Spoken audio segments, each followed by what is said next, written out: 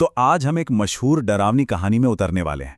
ये कहानी एक लोकप्रिय हिंदी हॉरर कथा से ली गई है, जो हमें दिखाती है कि कैसे किसी जगह की लोक कथा है और उसका माहौल मिलकर हमारे अंदर के सबसे गहरे डर को जगा सकते हैं।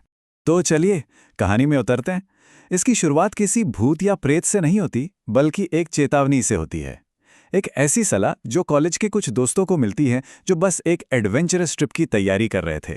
कहानी शुरू होती है कॉलेज की कैंटीन से। 5 दोस्त जो अपने रोजमर्रा के प्लान से बोर हो चुके थे, कुछ नया करना चाहते थे।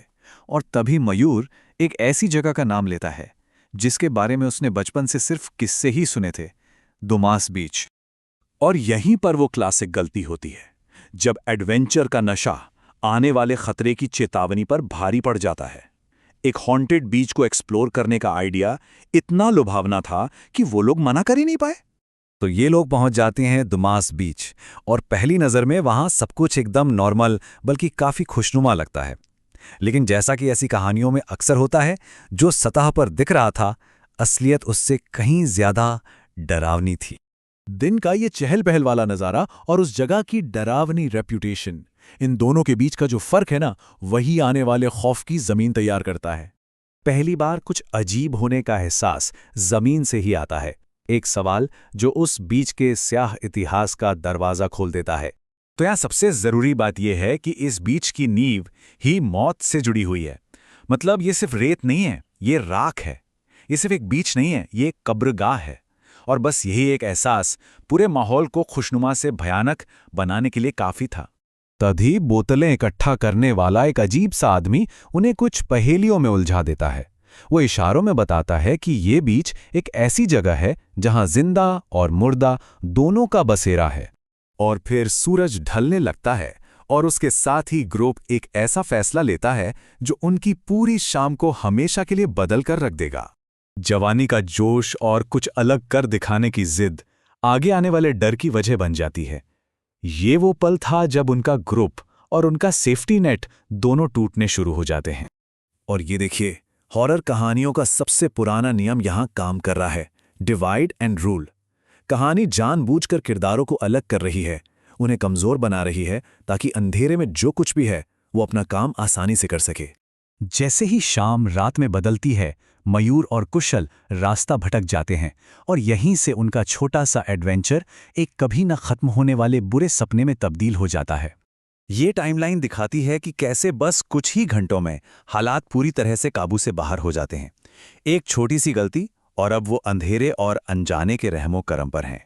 डर की पहली दस्तक एक आवाज के रूप में होती है, एक मीठी नर्म आवाज जो कुशल का नाम पुकारती है। और ये आवाज किसी एक जगह से नहीं, बल्कि ऐसा लगता है जैसे हर तरफ से एक साथ आ रही है। और फिर डर का लेवल एक कदम और ऊपर जाता है। अब मयूर का नाम पुकारा जाता है, और ये आवाज जानी पहचानी है। ये उसकी दादी की आवाज है। सोचिए, वो आवाज जो जिंदगी में सबसे ज्यादा सुकून देती हो, जब वही खौफ की वजह बन जाए तो इंसान कहाँ जाए।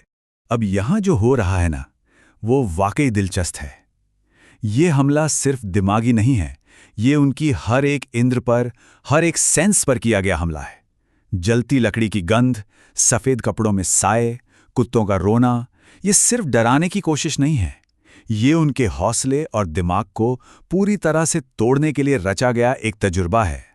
तो सवाल ये है कि क्या वो बच पाए? खैर, कहानी का अंजाम हमें बताता है कि कभी-कभी किसी जगह से सिर्फ जिस्मानी तौर पर बच निकलना ही पूरी जीत नहीं होती। अगली सुबह जब वो मिलते हैं तो बेहोश हैं, पानी के किनारे, जैसे समंदर ने उन्हें खेलकर वापस उगल दिया हो। उनका मिलना ये तो बताता है कि वो जिंदा हैं, पर ये नहीं बताता कि उस रात उनके अंदर क्या कुछ मर गया था। और जब होश आता है तो उनका जिस्म उस खौफ की गवाही देता है जिससे उनका दिमाग गुजरा था। दोनों को 102 डिग्री का तेज बुखार है, जैसे शरीर उस मानसिक आघात को बाहर फेंकने की कोशिश कर रहा हो। और यहीं पे कहानी का सबसे डरावना हिस्सा सामने आता है। ये कहानी उनके बचने पर ख़त्म नहीं होती, ये उस रात की एक ऐसी याद के साथ ख़त्म होती है जो उन्हें शायद जिंदगी भर कभी नहीं छोड़ेगी। आज भी जलती लकड़ी की गंध मयूर को नींद में चीखने पर मजबूर कर देती है।